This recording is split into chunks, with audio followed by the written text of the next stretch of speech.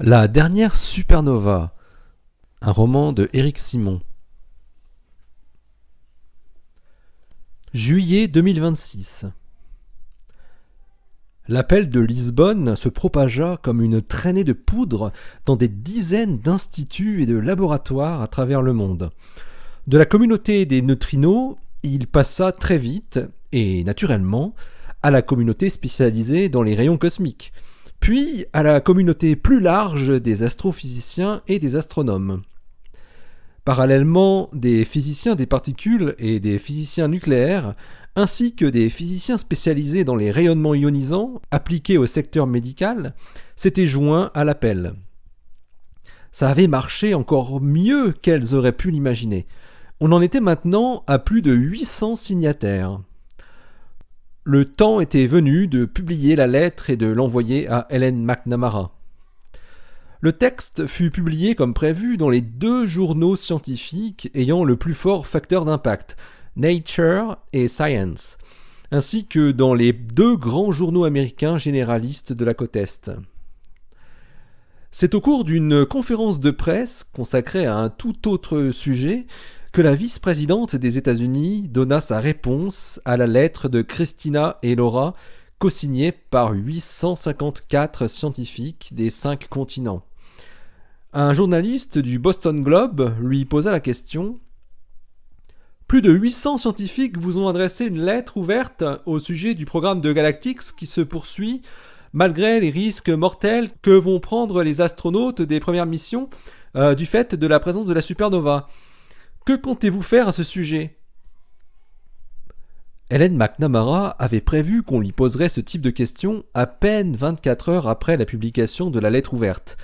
Elle avait mûrement réfléchi avec ses équipes à la réponse qu'il fallait apporter. Elle se lança. La science est une activité humaine indispensable pour comprendre le monde qui nous entoure. Elle devra toujours être protégée à ce titre. La recherche fondamentale consacrée à l'univers est d'ailleurs probablement l'une de celles qui a le plus grand intérêt pour l'humanité tout entière. L'activité économique est un bien fondamental pour notre civilisation. Et l'exploration spatiale fait partie intégrante de l'économie de notre nation. Dans le domaine spatial, les acteurs économiques agissent en pleine connaissance des risques et des bénéfices qui sont propres à leur activité. Que ce soit pour Galactix ou pour d'autres sociétés, ce n'est pas le rôle de l'administration de réguler leur activité plus que nécessaire.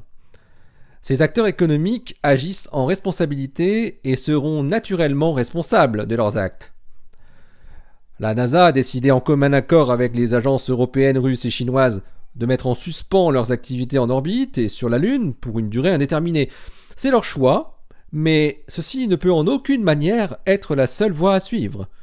La liberté est un des fondements de notre société.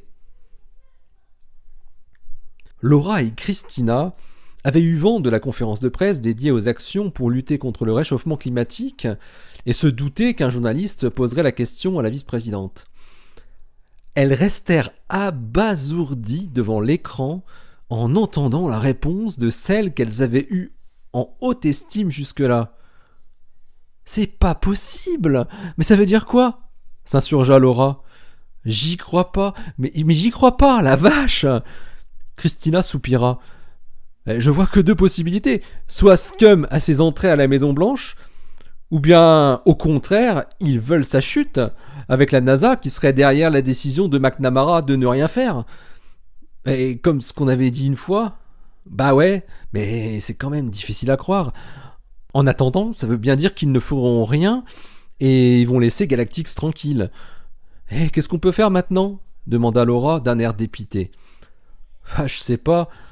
Je croyais tellement que McNamara aurait annoncé quelque chose pour modifier le programme de Scum, ne serait-ce que pour le retarder de quelques mois, tu vois, le temps que le flux de rayons cosmiques arrive et qu'on soit certain à 100% des conséquences qui ont été prédites.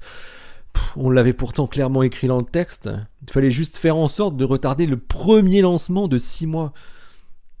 Mais ouais, mais c'est clair qu'ils ne feront rien, hein. C'est à se demander s'ils ont vraiment un pouvoir, répliqua Laura. Mais si, ils ont du pouvoir, la preuve, ils ont le pouvoir de laisser mourir 10 personnes impunément en se défaussant. Et tu as une autre idée pour empêcher ça ? Demanda Laura. Ouais, répondit Christina avec une moue énigmatique. On va éduquer les astronautes. Comment ça? Comme les astronautes sont confinés dans la tour d'ivoire de leur centre d'entraînement et que les informations qui leur parviennent sont apparemment filtrées, on va essayer de percer ces défenses. Et puis on va tenter de toucher directement les hommes et les femmes qui sont destinés à fouler le sol de Mars. Ils ne sont pas très nombreux et on connaît déjà les premiers équipages. Du moins, on connaît leur nom et leur visage. On va leur expliquer quelle est la véritable situation et ça m'étonnerait qu'ils acceptent de mourir irradiés au plus haut degré. Mais comment tu veux faire ça? C'est impossible. Le centre d'entraînement de Galactix doit être ultra sécurisé. On ne doit pas pouvoir y entrer si facilement. Oui, je m'en doute, mais je connais quelqu'un aux États-Unis qui pourrait nous aider.